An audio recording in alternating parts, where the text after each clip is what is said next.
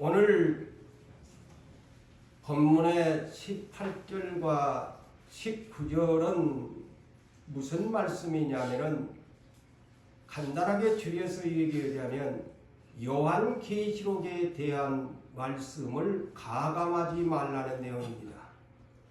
요한계시록에 기록된 두루마리 책에 기록된 말씀을 가감, 더하지도 말고 빼지도 말아라 내용이지요. 그러면 큰일 나는 무서운 주의사항을 우리에게 주고 있습니다. 쉽게 얘기하면 하와에게 너 선악과 먹으면 반드시 죽는다 하는 말씀이 성경 마지막에서도 이 말씀을 너희가 농담으로 들으면서 이 말씀에 더하기를 건다든가 빼기를 가면은 너 무서운 재앙을 받을 거야. 너 생명나무 열매도 못 먹고 새하늘과 새 땅에도 못 들어간대. 이런 결론입니다. 무서운 경고의 마지막 결론의 메시지입니다. 우리 하나님 말씀, 세상에서는 더하기 빼기를 잘해야 산수를 잘하는 사람이라고 하는데 하나님 말씀에는 더하기 잘하고 빼기 잘하는 사람 F학점입니다. F학점이 문제가 아니라 천국에 못 갑니다. 이것을 여러분 마음속에 세상 산수 수학은 잘해서 더하기 빼기를 잘하지만 하나님의 말씀인 성경에다가 더하기 보태고 덧붙이고 더한다는 것은 덧붙인다. 또 제하여 버린다. 이거는 뭡니까? 빼버린다는 내용이거든요. 큰일 납니다. 하나님 말씀 그대로 더하지도 말고 빼지도 말아라. 있는 그대로 네가 내 양식을 먹으면 돼. 네가 뭔데 내 말을 갖고 네가 보태고 네가 뭔데 네가 내 하나님 창조자의 말을 네가 감히 빼냐? 건방지다 이 말입니다. 네 죽는데 하와에게 죽는다고 하는 것처럼 말하면 네 죽는데 명심해래. 계시록의 마지막이에요. 최초의 에덴 동산에도 나중에 제가 하겠습니다마는 더하고 빼지 말라는 내용이에요. 그런데 그 부부가 더하기 뺄셈하다가 막조가리 들었잖아요. 나중에 들어보면 그렇구나 하고 절대 하나님이 더하지 말고 빼지 말아야 하면 아멘 해야 돼요. 그래서 이 본문으로 돌아갑시다. 내가 곧 예수 그리스도지요. 여기에서 요한계시록은 예수 그리스도의 계시라고 했으니까 여기에 내는 하나님이 아닌 하나님의 성자이신 나 예수가 이 두루마리의 예언의 말씀을 듣는, 다시 말하면 더 하면 믿고 듣는 그 사람에게 증언하노니 모든 사람에게 증언한다. 그래서 계시록 오프닝을 할 때 1장 1절에서 3절까지가 뭡니까? 예수 그리스도의 계시인데 이것은 나의 천사를 사도 요한에게 보내가지고 7 교회에다가 편지 쓴 내용이다. 이것 아닙니까? 그런데 이것을 너희가 첫째 읽고 두째 듣고 셋째 지키면 복이 있대.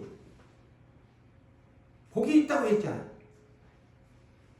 그러면서 오늘 본문에 만일 누구든지 이것들 외에 요한계시록에 그 사도 요한이 편지를 써갖고 7 교회에 보낸 내용의 이것들 외에 더하면 하나님이 두루마리에 기록한 재앙들을 그에게 더하실 것이요. 자, 더하면 어떤 벌을 받느냐? 재앙들을 더해버리겠다는 엄청 무서운 말이죠. 재앙들을 하게 될 것이다. 이 재앙들이 계시록에 기록된 재앙이 뭡니까? 7인의 재앙, 일곱 나팔의 재앙, 일곱 대적의 재앙에 이 하는 이 땅에 저주를 부르는 재앙들을 이 요한계시록을 건방지게 더하는 사람도 똑같은 그 재앙을 받게 될 것이다. 무섭지요? 엄청 무서운 겁니다, 이 말은. 근데 저나 여러분들은 설마가 사람 찾겠나? 그러거든요. 하나님은 안 그래요. 당신이 하신 말씀은 철저하게 행하십니다. 이번에 여러분 사무엘하를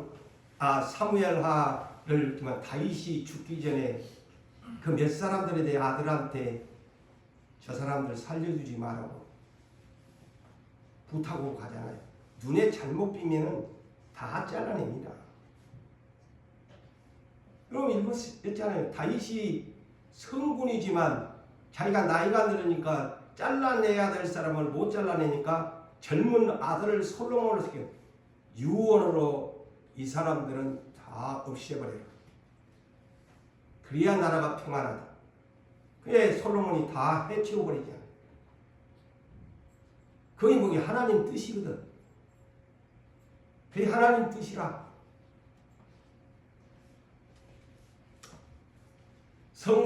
성경의 중에서도 이 계시록은 더하지도 말고 빼지도 말라고 결론적으로의 주의사항입니다. 경고지어 주의사항도 보다도 경고입니다. 너 죽는데 너 계시록에 기록된 재앙 받고 싶으나? 그러면 더해라. 자, 요한복음 1장 1절에 가장 먼저가 하는 말씀이 뭡니까? 태초에 말씀이 계셨다. 그 말씀은 하나님과 함께 계셨다. 그 말씀이 무엇이냐?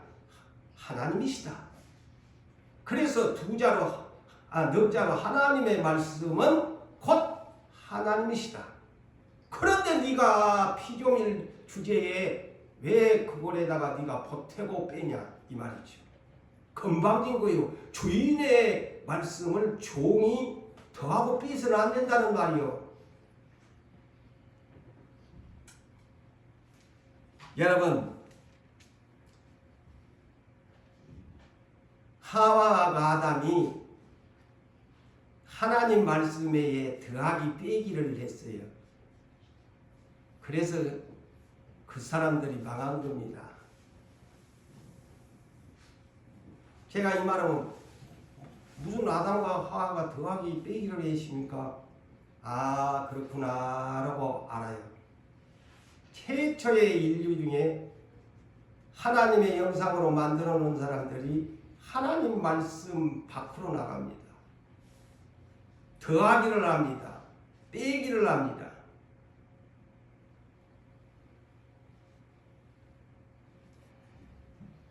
그러면서 여기에 오늘 본문 19절에 다 더하면은 계시록에 기록된 마지막 시대에 내려질 대환난의 재앙들을 그 사람은 받게 된다. 어이구 큰 환난의 재앙들을 다 받는데 그건 지옥에 가는 거야. 못 살아. 그 다음에 빼기를 하면 어떻게 되냐 또 빼기를 하면 계시록에 기록된 재앙들을 그에게 더하실 것이요. 그랬고 만일 누구든지 이 두루마리 요한계시록의 책을 예언의 말씀을 너희가 제하여버리면 없애버리면 빼버리면 이 뜻이죠. 빼버리면 하나님이 이 두루마리에 기록된 두 가지를 복을 얻지 못한다. 첫째, 생명나무의 접근 금지. 누가 그랬어요? 아담 하와가 접근 금지령 내는 똑같아요. 창세기에서 요한계시록의 끝맺음이요. 저는 이 성경을 보니까 딱 에덴 동산의 이 사건을 요한계시록 마지막에서 똑같은 걸로 결론을 맺습니다. 그래서 성경은 정확무한 하나님의 말씀이죠. 오류가 없습니다. 생명나무에 못 나간다. 생명나무에 못 나가면 천국에 못 간다는 말이에요. 그 다음에 내가 살 곳 새 예루살렘 성에 못 들어간다. 자, 오늘날 그래서요, 천국 예수 믿으면 전부 그냥 하는데, 더하기 산수 공부한 사람이 더하기 빼기 배웠으면 나누기도 배워야 되고 곱셈도 배워야 되고 분수도 배워야 되고 다 해야 수학의 방정식을 배워야 수학 잘하는 사람이 더하기 뺄셈만 한다고 해서 그 사람 수학 잘한다고 합니까? 안 하잖아. 예수 잘 믿는 사람이 뭐야? 예수 잘 믿는 사람은 이긴 자야. 이 계시록에 보면 이긴 자는 하나님의 말씀대로 사는 사람이야. 결론이 지 맘대로 그냥 내 맘에 안 든다고 더하기 오고 빼버리면 끝나는 거야.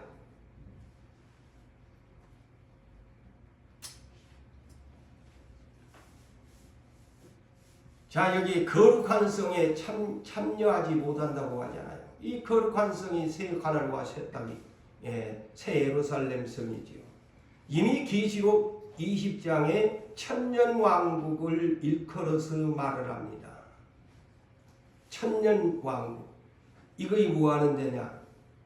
예수님이 1000년 동안 아버지 하나님으로부터 이긴 자로서의 왕권을 받습니다. 왕권을 받아요. 나중에 계시록을 4장부터 풀어가면 그렇구나 알아요.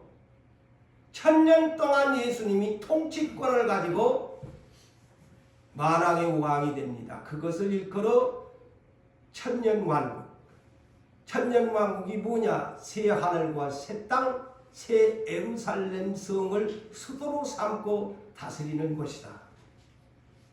1000년 동안 보상을 해줘요. 예수님이 왕권을 가지고. 그래서 분봉왕들이 민족별로 또 부활한 사람들이. 그래서 이 사람들은 어떤 사람이냐? 첫째 부활에 참여한 사람들은 그곳에는 마귀도 없어. 마귀가 없는 새 천년왕국이야. 이 천년, 그래서 영어 번역은 이 1000년 동안을 thousand years 그랬어요. thousand years, 1000년 동안 보상받는 것이 천년왕국이다. thousand years. 이곳을 새 하늘과 새 땅. 그래서 예수님이 나 거처 예비하러 간다. 그게 뭐냐면 천년왕국 예비하러 간다. 내 신부들 데리고 1000년 동안 함께 살 곳 만들러 간대. 그겁니다. 그곳은 누구들이 지금 사는 처음 땅 아니야. 새로운 땅이야. New heaven, new earth.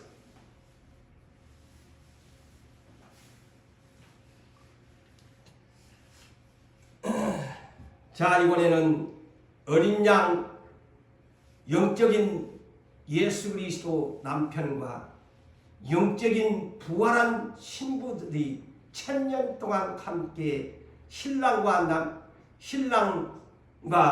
아내들이 함께 살아가는 것, 아름다운 것이지요.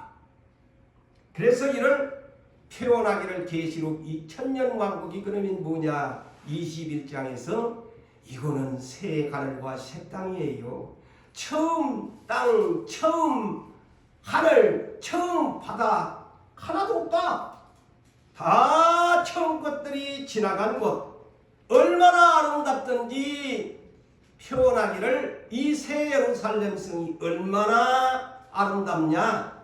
신부가 결혼할 때의 모습처럼 예쁘게 단장한 준비된 그 성을 그렇게 표현했습니다. 신랑과 함께 살 거처 새 예루살렘 성. 그러면서 이 새 예루살렘 성에는 그러면 부활한 사람들이 뭐 먹고 사냐? 여러분 나오잖아요. 새로운 만나도 주겠다고 그랬잖아. 일곱 교회 갈 때. 이것은 내가 시간상 주님. 새로운 만나를 먹으면서 감추어진 만나를 먹으면서 무엇을 먹느냐? 이곳에는 생명수의 강물이 흐르는 강변에서 생명나무가 매달마다 12가 종류의 열매를 먹는데 네가 먹고 싶은 대로 먹으면 돼. 그리고 이거는 걱정할 필요가 없어. 눈물도 없고 사망도 없고 고가는 것도 없고 목마름도 없고 병들 필요도 없어. 왜? 생명나무의 이파리에서 나오는 그 능력으로 다 만국을 치료해 주는 것이기 때문에 염려할 필요가 없단다. 그것이 새하늘 새 땅 새 예루살렘 성 하나님과 어린 양의 보좌가 있는 곳이란다. 나의 영원한 남편 어린 양이 그곳에 있단다. 오늘날 예수 믿는 목적이 이곳에 소망을 두고 믿어야 세상의 육체의 소욕을 따르지 않습니다. 신랑 만나러 가기 위해서 내가 사랑하는 어린 양 남편인 이분 만나려고 가는 소망이 되어야 순교도 하지요. 그런데 땅에 소망을 두면 그런 놈의 어린 양 남편이 눈에 보지도 않았는데 나하고 뭔 상관이야. 나는 현실에 돈이 최고고 지식이 최고고 명예가 최고고 권력이 최고지. 내 눈에 보이지 않는 신랑이 무슨 나하고 상관이 있어. 하니까 땅에다 보물을 쌓아두다가 어느 날 주님이 그 미련하게 살아가는 사람, 네 오늘 밤 내가 데려가면 이것이 네 것이 되겠냐. 이 어리석은 자야. 성경이 가르쳐 줬잖아. 어리석은 자라. 그래도 우리 인생이 그에 대한 것을 버리지 못하고 살잖아요. 눈에 보이는 안목의 정욕에만 눈이 멀어 있어요. 그래서 맹인이에요. 성경에서 말한 예수님의 보는 관점은 그 사람은 하나님 나라를 보지 못하고 땅만 보고 있으니 맹인이야. 맹인 되지 말아야 돼요. 저 같은 사람은 왜 눈이 하나님이 이렇게 쳤을까요? 가난하지만 님 마지막에 사명하면서 하나님 나라를 보고 살아라. 보이지 않지만 눈을 감을 때 기도할 때마다 하나님 나라가 보이지 않니?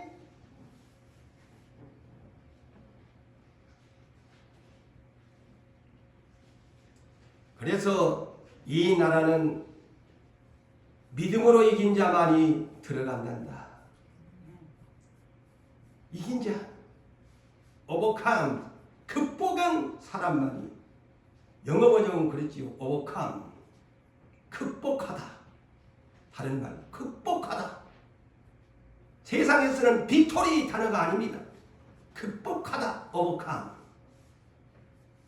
이런 사람만이 계시록 21장 7절에 이기는 자만이 하나님의 아들이 되고 이것들을 상속으로 받으리라.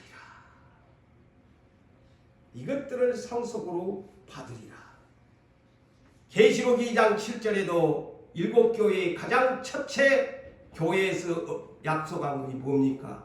이기는 자만이 생명나무의 열매를 주워 먹게 하리라.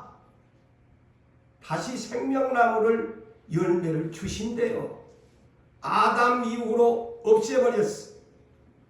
감춰버렸어. 누구에게 주느냐? 아담처럼 진자에게는 안 줘. 이겨야 줘. 먹을 자격이 되는 거야. 그래서 예수 똑바로 믿어야 돼요. 자기 멋대로 성경에 있는 말에다가 자기 주장, 자기 감정, 자기 지식, 자기 생각, 자기 지혜 보태가지고 빼고, 안 맞으면 빼고, 자기한테 유리한 쪽으로 합리화적인 말씀을 보태면 끝장나는 거예요. 제 말을 그렇게 쉽게 이해하세요. 보태기 빼기가 뭔가. 자기 합리화하잖아요. 주의를 어기면서 뭐 어떤 게 우리가 그렇게 핑계하면서 괜찮아. 자기들이 다 심판장이 돼버리잖아요. 입법자가.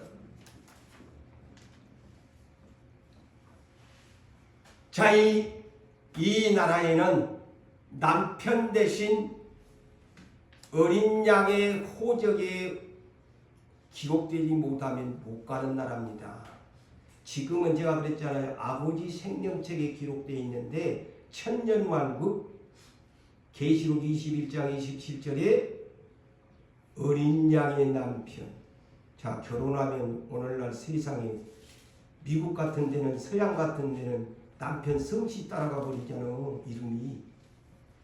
그래도 우리나라는 그보다 나 자기 이름 가지고 남편과 부부돼 가지고 한 등본에가 실려 있는데 그거라도 똑같아. 내가 이 성경을 보니까 어린 양의 생명책에 남편의 명의에 기록된 신부만이 이 성에 들어간다고 그러잖아요. 응? 내가 보탭습니까? 안 보탭니다. 어린 양의 생명책에 신부로 기록된 사람만이 들어가. 응? 그래 지금 계시록 3장 5절에 이긴 자만이 생명책에서 안 뺀대 그랬잖아요. 지면 예수님의 신랑 그 생명책에 못 들어갑니다. 그러니 부활 못하는 거야. 천국에 못 가는 거야. 지금 이 소리가 귀에 들리십니까?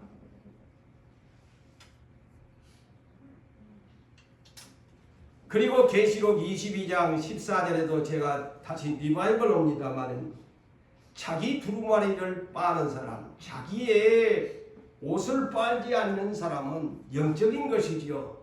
그 영혼이 입어야 할 속사람 영혼이 입어야 할 옷을 빨지 아니하는 사람은 더러운 사람은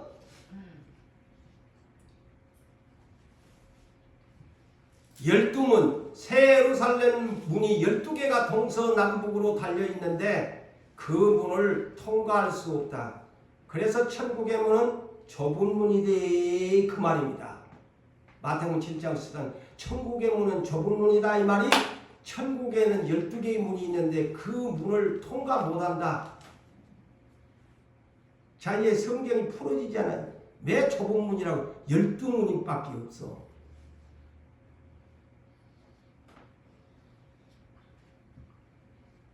이겨야만이 어린 양의 생명책에 기록되고 자기의 영혼의 속사람의 옷을 빨아입지 아니하는 더럽고 부정하고 가증한 사람은 새 예루살렘 12문이 있는 문들을 들어갈 권세를 박탈당한다.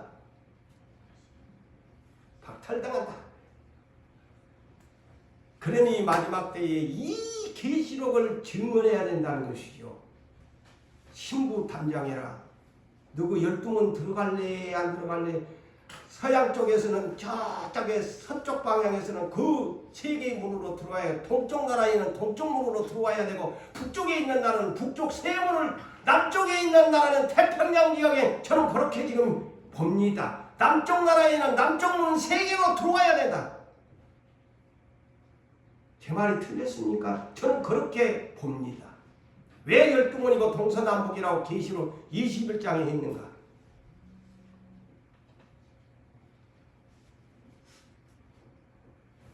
그러한 까닭에 계시록 1장 11절에 사도 요한에게 너는 환상으로 보았지 너희 주 예수 그리스도의 은혜의 이 계시의 말씀을 7교회에 오늘 지상에 있는 모든 교회에 편지를 써갖고 보내줘야 된대. 이것을 알아야 천국에 오니까.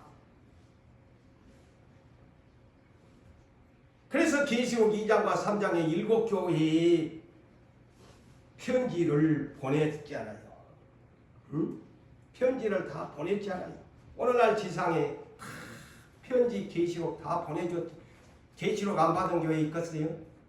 다만 그 교회 목사가 계시록을 가르치냐 안 가르치냐의 차이점이지. 계시록 다 편지 갖고 성경책 가지고 있는 거 있지. 근데 그 아직도 뜯어보지도 안 하고 개봉도 안 하고 있으면 이 양반들은 지금 그냥 뭐예요? 주님 받을 준비가 안 된 사람들이야.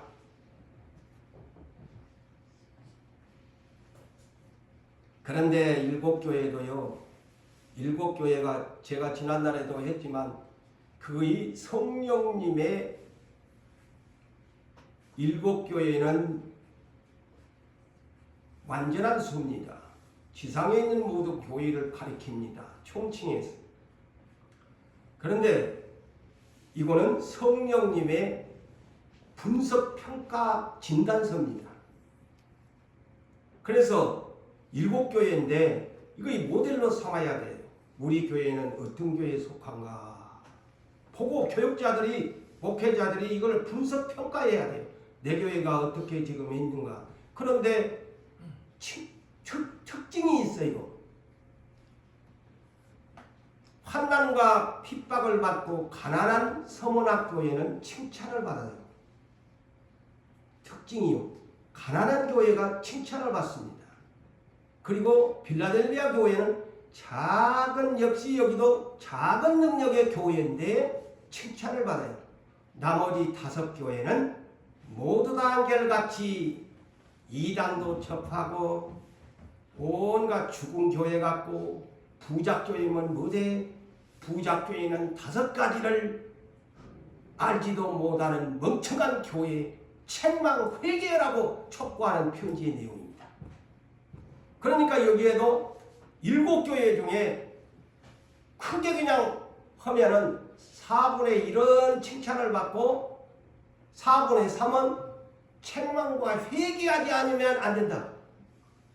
자, 예수님이 초림 당시에 유대 교인들을 향해, 그때는 유대교잖아요. 총틀어서 국가 종교가 유대교입니다. 예수님 오실 당시 이스라엘 유대교의 씨 뿌리는 비유를 통해서 너희 인생들의 마음, 하나님이 보는 관점은 외모를 보지 않고 어디를 본다? 마음을 본다. 마음의 중심을 본다고 사무엘상 16장 7절에 있는데 그 내용이 구체적으로 표현하는 것이 씨 뿌리는 4가지 마음밭을 말하는 겁니다. 아시겠어요? 사람 중에 4가지의 마음이 있는데 돌밭도 있고 길가밭도 있고 가시덤불 마음밭도 있고, 그런데 4가지 마음밭 중에 3가지의 종류의 사람 마음밭은 듣기만 들으면 무다나 한마디.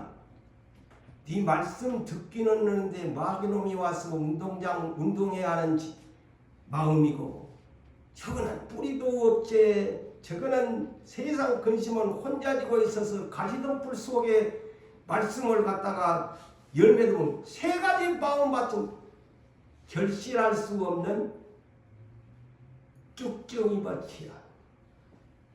나머지 4분의 1만 25%만 착하고 좋은 밭, 다른 말 옥토밭, 결실할 거다. 참, 성경 어디를 봐도 이와 같이. 그래서 마태복음 3장 12절로 세례 요한이 초림을 준비하는 이스라엘 백성에게 야, 너그 마음밭 준비해래. 쭉정이 되지 말이. 예수님이 씨 뿌리는 비유를 우리 얘기했잖아요. 누구 3가지 마음밭은 구원 못 받는다. 알곡만 결실하는 알곡만만 구원 받는데.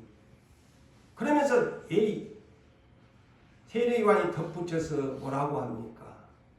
충격적인 메시지를 전합니다. 회개에 합당한 열매를 맺지 아니하는 것은 도끼가 이미 나무 뿌리에 놓였나니 찍어서 불에 던져버린데, 오해된 사람들에게 독사의 자식들아,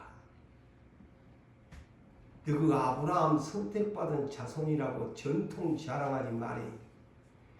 저놈의 강바닥에 돌 갖고도 아브라함 자손을 만들 수 있어. 너 착각하지 말라고 그러지 않아요? 맞아요, 안 맞아요? 착각하지 말라고 그랬어요. 오늘날 나는 내정 하나님이 선택이 있으니까 천만에 만만에 콩떡을 스스로 잡수시면 안 돼. 그래서 이 말씀에 오늘 본문으로 다시 가면은 창조주께서 너희 성경은, 특별히 요한계시록은 하나님의 말씀이다. 말씀을 네가 그대로 먹으라. 맛없다고 네가 불평하면서 그거다가 더하기를 하고 불평하면서 맛없다고 빼버리면 안 된대. 하나님의 말씀은 다른 말씀으로 뭡니까? 생명의 양식이잖아요. 맞아요, 안 맞아요? 그런데 편식하면 안 된다는 말씀이야. 제가 볼 때는 이것을 영적으로 풀이한 네 맛없다고 네에게 맞추어 네 생각, 네 주장에서 그대다 보태가지고 하와처럼 그러면 안 돼. 또 맛없다고 먹기 싫다고 빼버리면 안 돼. 편식하면 안 된대. 너희 예수가 이 땅에 복음 전할 때 뭐라고 했나? 하늘에서 내려온 살아있는 생명의 떡이라고 했는데 네가 감히 맛없다고 더하기를 하고 맛없다고 빼면 되겠니? 안 되지. 맛이 없어도 먹어.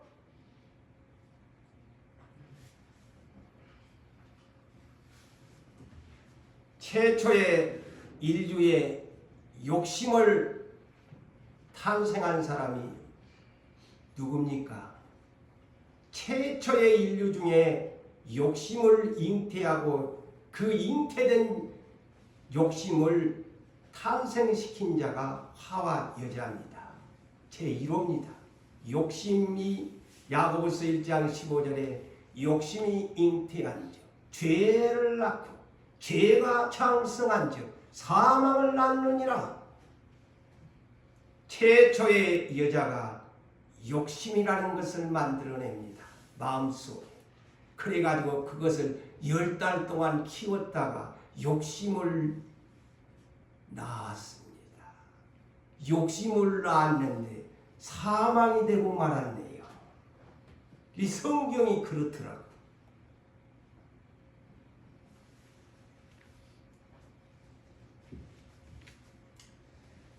그래서 이들이 어떻게 됐나요?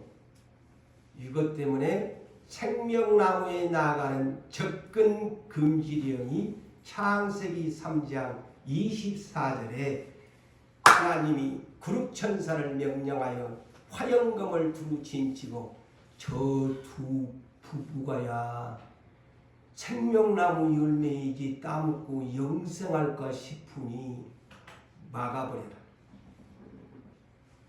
창세기 3장 24절이 그렇게 기록되어 있어. 뭐 먹어? 접근 금지야. 그럼 언제 먹냐? 새 하늘과 새 땅에 올라온 사람만 줄 거야.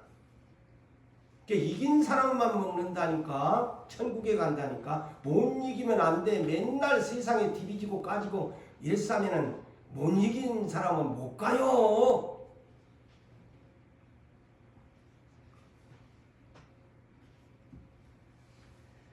자, 이 부부가 더하기 뺄셈을 잘했습니다. 이제 본격적으로 제가 소개하죠. 창세기 2장 16절 17절 보니까 하나님이 아담에게 여호와 하나님이 그 사람 아담에게 명하여 동산 나무의 각종 나무의 열매는 네가 임의로 먹되 선악을 알게 하는 나무의 열매는 먹지 말라. 내가 먹는 날에는 반드시 죽으리라. 자, 아담에게 하나님께서 이렇게 말씀을 하셨는데 이 욕심을 만들어내는 마귀놈하고 하와가 짝짝꿍이 돼가지고 더하기 뺄셈을 만들어냅니다. 이거 참 재밌더라고. 더하기 뺄셈을 그때부터 나오는 게야. 창세기 3장 1절로 3절을 보니까 에뱀 이 타락한 천사놈이 여자에게 이렇게 세상말로 꼬십니다. 하와야, 하나님이 참으로 그랬어요. 진짜로 너희에게 동산 모든 나무의 열매를 먹지 말라고 하시더냐? 오면서 아마 웃으면서 살살살살 했기. 참으로 먹지 말라고 했나? 여자가 뱀에게 자, 더하기를 잘합니다. 참 이 하와가 왜 이랬는지 그 욕심 때문에 더하기를 하는 거예요. 자, 동산나무의 열매는 우리가 먹을 수 있으나, 자, 여기서부터 거짓말을 지어냅니다.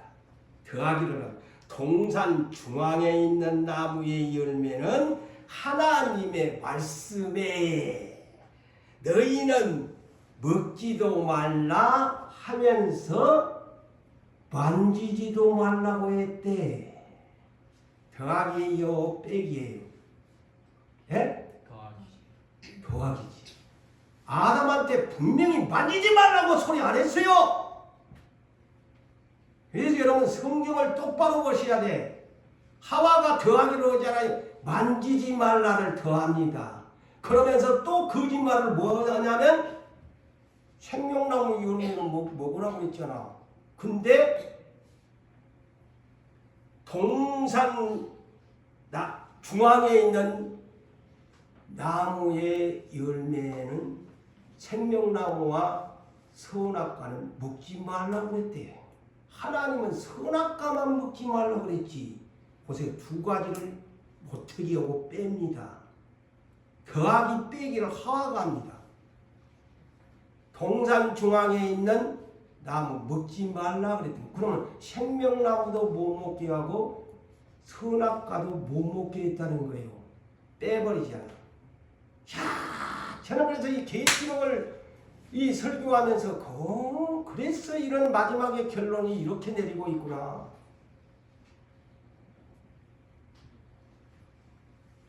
얼마나 더하기 뺄셈을 이 하와가 여자가 잘합니까? 그러니까 벌써 이제 이 에프엠은 영물이잖아. 하나님의 피조물 천사, 타락한 천사, 얼마나 된 번에 거기다가 더하기를 합니다. 결코 죽지 아니하리라. 하나님은 죽는다고 했는데 또 더해보잖아요. 안 죽는데. 자, 이 결과, 그래서 여러분, 저 역시도 나도 내 아내가 있고 여러분들도 부부가 있고 자녀들이 있고 가족이 5월달 가족의 달인데 참 아무거나 눈에 보인다고 주워 먹으면 큰일 납니다. 에? 이 아내가 하와가 선악과를 그냥 뱀한테 그냥 완전히 당해가지고 자기가 얌얌 쩝쩝해가지고 남편도 사랑한다고 남편한테 갖다 주니까 남편도 멘떡이야. 볼 때 나도 먹고 싶어는 그런 말은 없지만 먹고 싶은데 아내가 떠다르니까 아이고 이때라 먹을 때라 이때라 배불릴 때라 먹어본 적이고 하나님이 뭐라고 하니까 뭐라고 변명합니까? 그러니까 남자도 줏대없는 남자고 하나님이 함께한 여자가 따서 주워 먹었어요. 우리 아내가 주워 먹었. 이렇게 남편이 책임지지 않는 말을 해버리지 않으면 아무거나 주워. 여러분 아내가 불법을 행하면서 한 것, 그러니까 또 남편이나 가족이 불법 행하면서 요거 먹으라 그러면 주워 먹지 마세요. 성경으로 답할 수 있어 주는 사람이 그게 사랑이에요. 아무거나 주워 먹다가 이런 가정 파탄이 나버리잖아요. 그리고 책임은 다 그냥 서로 돌려버리잖아요. 하와는 뱀한테, 남편은 하와한테, 그리고 하나님한테 돌려버리잖아요.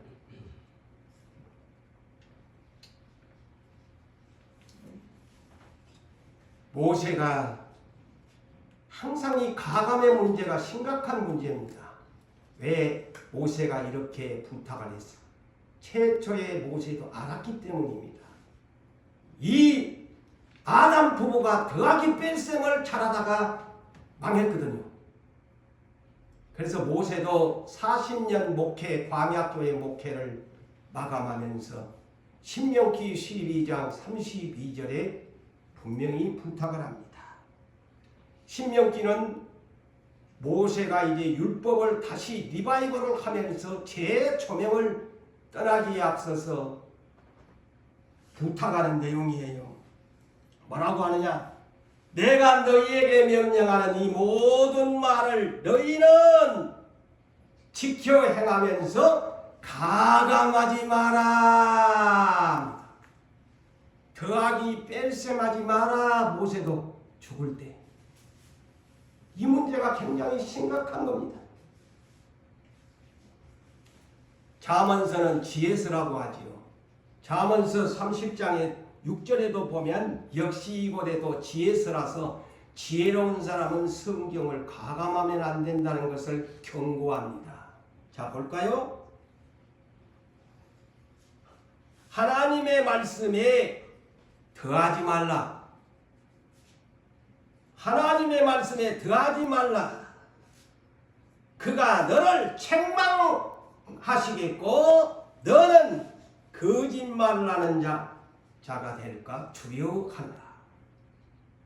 자, 잠언지에서도 하나님의 말씀에 더하지 말라, 빼지 말라, 이 말은 다른 말로 사람의 말을, 하나님의 말씀인데 사람의 말을 거기에 더하지도 말고 마귀의 말도 더하지도 말고 빼지도 말라는 거예요. 사람 말도 들어가면 안 되고 마귀 말도 들어가면 안 된다는 거예요. 이 말이. 자, 하나님께서 이스라엘 중에 마지막으로 남긴 유다지파 예루살렘 성을 수도로 삼고 유다지파를 중심으로 초림 예수를 보내기에 앞서서 이들이 말을 안 들어요. 이스라엘은 진짜 그 앞서 열 지파는 망해버렸잖아요. 자, 나머지 거룩한 씨가 오시기 제 유다 지파를 남겨놨는데 이들도 말을 안 들어. 왕들로부터 말을 안 들어. 그래서 유다를 멸망을 예언하는 에레미야 선지자가 에레미야 26장 2절에서 3절을 보니까 자, 여호와가 선지자 에레미야에게 당부합니다. 저도 그래서 여러분들한테 당부하는 거예요. 자, 이 선지자에게 뭐라고 하느냐? 여호와께서 이와 같이 명령하시느니라, 말씀하시느니라. 여호와의 성전 뜰에 서서 하나님의 말씀을 전한다거나 내지는 유다 모든 도시와 성읍에서 여호와의 말씀을 전한다는 거야. 또한 여호와의 성전에서 예비하는 자에게 내가 너희에게 명령하여 이르시는 모든 말을 하되 한마디도 감하지 말라. 선지자에게 이렇게 당부를 합니다. 주의 종은 이거의 결국에 뭐냐면 주의 종의 목회자의 사명은 하나님 말씀 에 더해서도 안 되고 빼서도 안 된다는 경고장입니다. 네가 감히 주의 종, 근데 오늘날 그렇지 않잖아요. 은사도 다 빼버리잖아요. 전통주의에서 인정을 안 하잖아요. 이 나중에 가서 하나님 직고받아야 할 일이에요.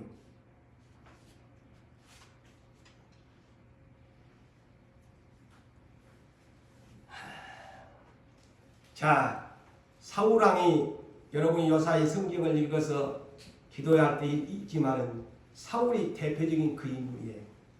여기도 더하기 뺄셈을 잘하는 사람이야.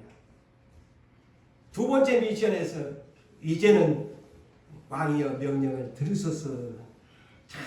전부 전멸해버려라. 이거 인정사정 볼 것 없이 저 아말렉 저것들은 출애굽 과정에서 모세가 이스라엘 백성을 이끌고 올 때 그때부터 제 왼수놈들이 아말렉이다. 그리고 여호와 니시 너희들과 대적하여 싸우겠다 하나님이 깃발을 세우라고 했잖아요. 근데 구고대 안 하잖아요. 딱 선지자 앞에서 뭐라고 변명합니까? 백성들이 죽여보려고 하니까 그걸 반대합니다. 그리고 이것은 하나님 앞에 제사를 드리려고 갖고 데리고 가십니다. 더하기를 잘하고 빼기를 잘합니다. 그러니 하나님이 더하기 뺄셈을 잘하는 사울함을 말씀을 버렸으니 네가 빼기를 했으니 나도 너를 빼기 하리라. 맞아요 안 맞아요? 와, 성경은 다 이렇다니까.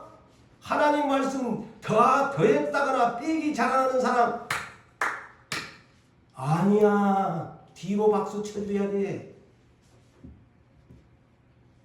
큰일 나는 거야. 그런 사람을 따라다니다가 다 망하는 거야. 사울왕이 대표적인 인물입니다. 하나님, 니는 내 말 뺐기, 나도 니 빼버려. 빼버리잖아.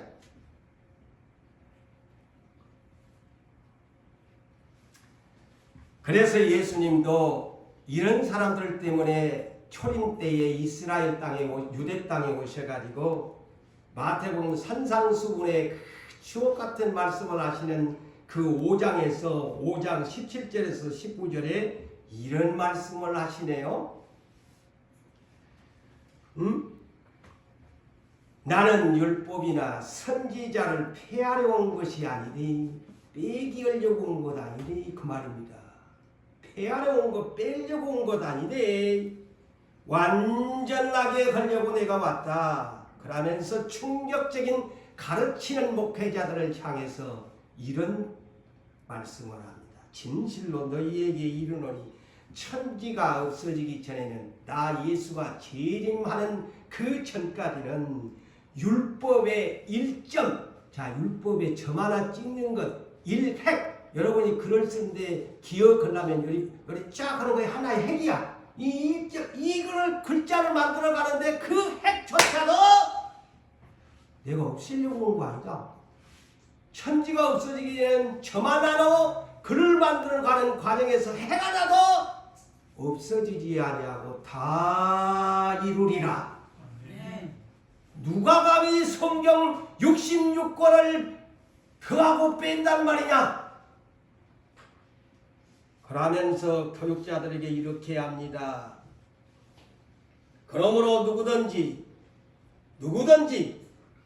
이 계명 중에 지극히 작은 것 하나라도 버리고 빼고 또 그같이 사람을 가르치는 자는 천국에서 지극히 작다 일컬음을 받을 것이요 누구든지 이를 택하면서 가르치는 자는 천국에서 크다 일컬음을 받으리라. 가르치는 교사의 직분으로부터 목사에 이르기까지 하나님의 말씀을 가르치는 사람은 건방지게 더해서도 안 되고 빼서도 안 된다는 말입니다. 그런데 유대교 전통주의자들, 대제사장들, 장로들, 서기관들, 바리새인들 그들은 모세가 죽을 때 아까 신명기 12장 32절에 이 율법에 의해 가감하지 마라 했는데 예수님 초림 당시에 613가지의 율법이라는 타이틀을 붙여서 사람의 계명을 만들었습니다. 누가? 유대교의 사람들이. 이 엄청난 대사건입니다. 이 성경을 보니까. 그러니까 예수님이 이 사건을 보고 책망하지 않아요. 마태복음 15장에 이 사건을 지적합니다. 자, 어느 날 예수님의 제자들이 손을 씻지 않고 성경에 어디가 손을 씻지 말라고 율법에가 있나요? 있어요? 없어요? 없어요. 613가지를 딱 더하기를 해놓은 거야. 그래가지고 제자들이 꼬타리를 잡으려다 예수님은 꼬타리는 잡을 수 없고 그러니까 제자들이 손을 씻지 않고 막 냠냠 쩝쩝하라. 선생님, 아니 당신의 제자들이 음식을 떡을 먹는데 빵을 먹는데 손을 씻지 않고 먹습니까? 예수님이 뭐라고 합니까?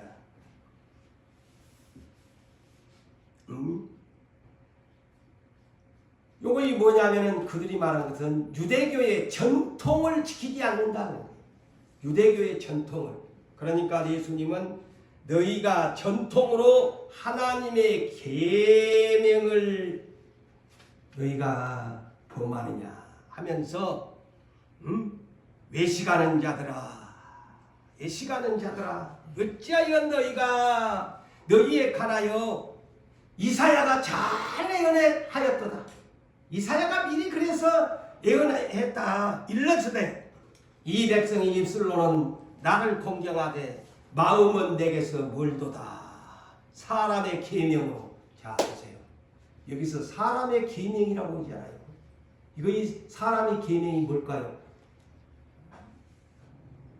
오늘날로 같으면 교단의 교리입니다. 아마 나보다 욕할 거예요. 성경 위에다가 사람의 계명으로 교훈을 삼아서 가르치니 나를 헛되이 경배하는도다. 전통이라는 것을 내세워서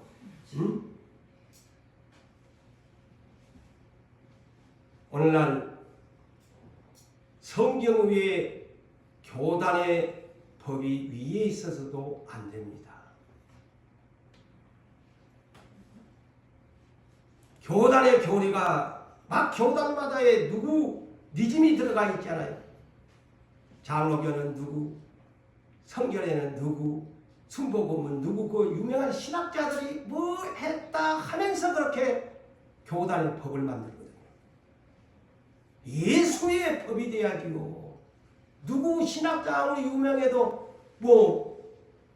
그래서 고린도전서 4장 6절에 바울도 이것을 경고합니다. 기록한 말씀 밖으로 넘어가지 말라 그랬어요. 이거는 교만한 마음에서 비롯된 것이다. 그래서 이 바울이 이 내용을 하게 된 배경이 뭐냐면 나는 아볼로에게 속했고 나는 그리스도에게, 나는 베드로에게 속했고 나는 바울에게, 내가 언제 나는 세례조차도 너희들이 파벌이 생길까 싶어가지고 세례조차도 나 몇 사람 준 것까지 기억도 안 난다. 내가 너희들한테 세례를 주었나? 예수가 세례를 주었지? 바울이 그러면서 성경 위에 파벌 싸움 보지 마라 그러잖아요. 그런데 어느 날 지구촌에는 전부 교단주의의 니즘에 빠져 있습니다. 예수로 하나 돼야 되거든요. 그래서 죄라는 것이 뭡니까? 그 관역에서 벗어나기 때문에 죄라는 겁니다. 죄가 뭐냐? 불법이 뭐냐? 관역판에서 빗나가는 화살과 같은 것이 원어의 그 뜻이에요. 그러니까 벗어나니까, 이탈하니까, 더했다든가, 사람의 말을 더했다든가, 마귀의 말을 더했다든가, 뺐다든가. 자, 오늘 20절을 볼까요, 이제.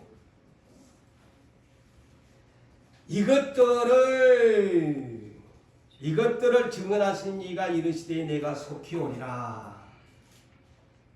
속히 오리라. 자, 이제 20절, 오늘 본문 20절에 내가 속히 오리라. 그러니까 사도 요한이 내가 속히 오겠다. 자, 1장 1절에 주 예수 그리스도의 계시다 하면서 이제 매듭을 주면서 내가 속히 오겠다. 주 예수여 오시옵소서. 마라나타. 마라나타. 주님이 언제 오신다고 직접 언급을 했나요? 제가 한번 설교했지요. 부활절 마태복음 24장 30절에서 31절. 지상의 대환란 후 즉시 그랬어요. 딱 날짜는 아니지만 즉시라고 했어요. 대환난, 창세 이후로 이런 환난이 없는 그 환난 후 즉시 하늘로부터 구름을 타고 인자가 능력과 영광을 가지고 오리라.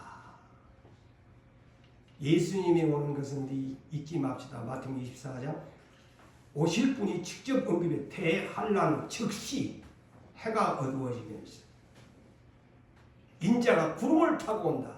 계시록 1장 7절에도 오프닝을 하면서 예수님이 언급한 그대로 구름을 타고 오시리라. 통곡하는 날이 될 것이다.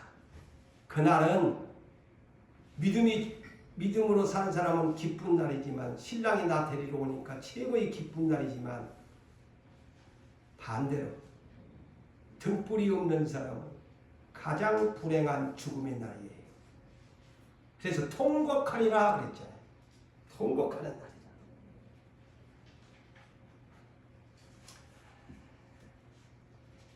그래서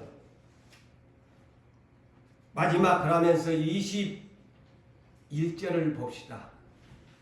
21절로 주님이 오시겠다고 했잖아요. 21절에는 이제 요한계시록 이 마지막 시대에 증언하고 모든 교회가 이것을 알고 깨닫고 준비해야 될 것이 요한계시록의 말씀이지요. 22장 10절에 요거 임봉하지 마라, 이 때가 가까우니라 그랬잖아요. 그럼 개봉해야 돼. 이제 개봉해야 돼. 그냥 임봉하고 편지를 안 뜯어보고 요한계시록은 계속 66권 중에 임봉해놓으면 안 돼. 때가 가까운데 개봉해야 돼. 그러면서 21절은 디 엔딩입니다. 디 엔딩. 주 예수의 은혜가 모든 자에게 있을지어다. 예수님이. 사도 요한이 아멘을 두 번 오잖아요. 20절에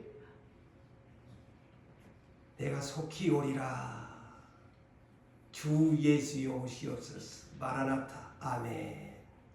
하고 마지막에도 주님이 주 예수의 은혜가 모든 자에게 있을지어다. 사도 요한이 두 번째. 아멘. 항상 말씀을 들을 때 아멘 하시기 바랍니다. 아멘. 이 예수의 은혜가 뭐냐? 첫째는 간단하게 말하면 그분이 핏값으로 산 최고의 값진 은혜가 나를 보혈의 피로 씻어주어 구원해 주은 구원의 선물이 최고의 은혜지요. 그 다음에 이제 이 계시록에서 말씀하는 주님의 은혜는 뭘까요? 뭘까요? 새 하늘과 새 땅에 들어가 초청장을 받는 것이 두 번째 은혜입니다. 제가 설명하지요. 고린도전서 16장 22절로 24절까지를 보면 만일 누구든지 주를 사랑하지 않는 사람은 저주를 받을지어다. 그건 은혜를 못 받다는 뜻이에요. 그러면서 똑같이 고린도전서 16장 22절로 24절까지가 요한계시록 마지막과 똑같습니다. 여기에서도 그럽니다. 만일 누구든지 주를 사랑하지 아니하는 자는 저주를 받을지어다. 주 예수 그러면서 우리 주여 오시옵소서. 한번 띄워주고 왔어요. 똑같아요. 주여 우리 주여 오시옵소서. 이것이 예수 그리스도의 은혜인데 마지막 성경 귀절로 마감합니다.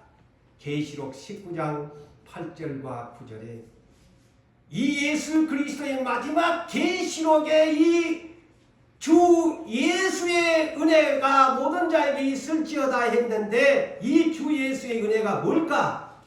계시록 19장 8절과 9절의 말씀이에요. 이거 최고의 은혜예요. 그게 뭐냐? 준비된 신부들이 신랑이 흰옷을 입도록 허락하신 은혜입니다.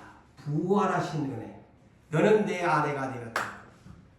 나의 신부다. 너에게 이 멋진 빛나고 깨끗한 세마포의 옷을 너에게 입도록 허락하노라. 그리고 공중으로 너는 그 흰옷을 입고 천사처럼 날개를 날면서 올라오너라. 내가 공중에서 너를 영접해 주리라.